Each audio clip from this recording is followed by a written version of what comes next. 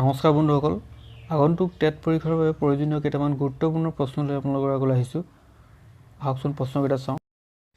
প্ৰথম প্ৰশ্নটো লৈছোঁ, পৃথিৱীৰ আটাইতকৈ স্থায়ী পৰিস্থিতি তন্ত্ৰ হ'ল মৰুভূমি, পৰ্বতমালা, তৃণভূমি, বনাঞ্চল।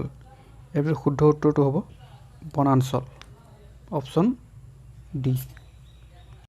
দ্বিতীয় প্ৰশ্নটো চাওঁ, নৱীকৰণযোগ্য সম্পদ হ'ল ৰিনিউৱেবল ৰিচোৰ্চ, উদ্ভিদ, বায়ু, কয়লা, মাটি। শুদ্ধ উত্তৰটো হ'ব উদ্ভিদ। তাৰপিছত প্ৰশ্নটো লওঁ, অসমৰ সোণালী সূতা কোনটো? এৰী সূতা, পাট সূতা, মুগা সূতা, ঊণ সূতা।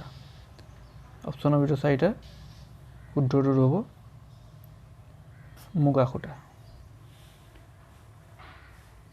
তাৰপিছৰ প্ৰশ্নটো আছে, জিন শব্দটো বা নামটো প্ৰথমে কোনে ব্যৱহাৰ কৰিছিল?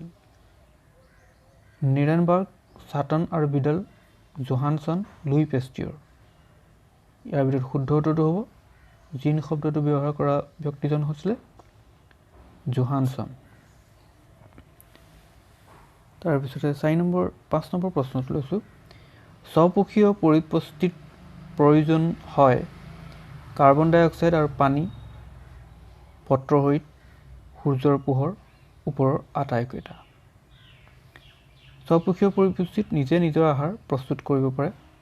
ইয়াৰ ভিতৰতে শুদ্ধ উত্তৰটো হ'ব এই পৰিপুষ্টিত প্ৰয়োজন তিনিওটা অপশ্যনৰ প্ৰত্যেকৰ প্ৰয়োজন হ'ব কাৰ্বন ডাই অক্সাইড, পানী, পত্ৰহৰিত, সূৰ্যৰ পোহৰ, এই সকলোখিনি দৰকাৰ হ'ব। গতিকে ওপৰৰ আটাইকেইটা অপশ্যন ডি ইজ কাৰেক্ট।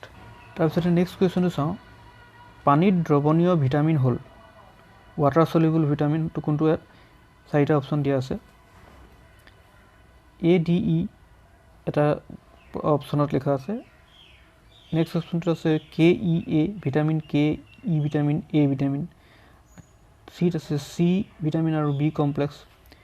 তাৰপিছত আছে D ভিটামিন E আৰু ভিটামিন D। ইয়াৰ ভিতৰত কোনটো অপশ্যন হ'ব যিটো পানীত দ্ৰৱণীয় ভিটামিনৰ উদাহৰণ? ইয়াৰ শুদ্ধ উত্তৰটো হ'ব অপশ্যন চি, পানীত দ্ৰৱণীয় ভিটামিন C আৰু B কমপ্লেক্স। C আৰু B কমপ্লেক্সত ভিটামিন B কমপ্লেক্স ভিটামিনৰ ভিতৰত B1, ধৰক B1টো হ'ল থায়ামিন, B2 ৰিব'ফ্লেভিন, B3 নিয়াচিন, তাৰপিছতে B9 ফলিক এচিড, তেনেকৈ B12 ভিটামিন B12, এনেকৈ B কমপ্লেক্স ভিটামিন এই সকলোবোৰ পানীত দ্ৰৱণীয় ভিটামিন আৰু লগতে C ভিটামিন। তাৰপিছৰ বস্তুটো চাওঁ, যি পানীত চাবোন দিলে সহজে ফেন নুঠে তেনে পানীক কোৱা হয় কোমল পানী, গধুৰ পানী, চূণ পানী, বিশুদ্ধ পানী। শুদ্ধ উত্তৰটো হ'ব গধুৰ পানী। গতিকে এই আছিলে আজিৰ প্ৰশ্ন। আশা কৰোঁ প্ৰশ্নকেইটা আপোনালোকক উপকৃত কৰিব। আজিলৈ সামৰিছোঁ, ধন্যবাদ।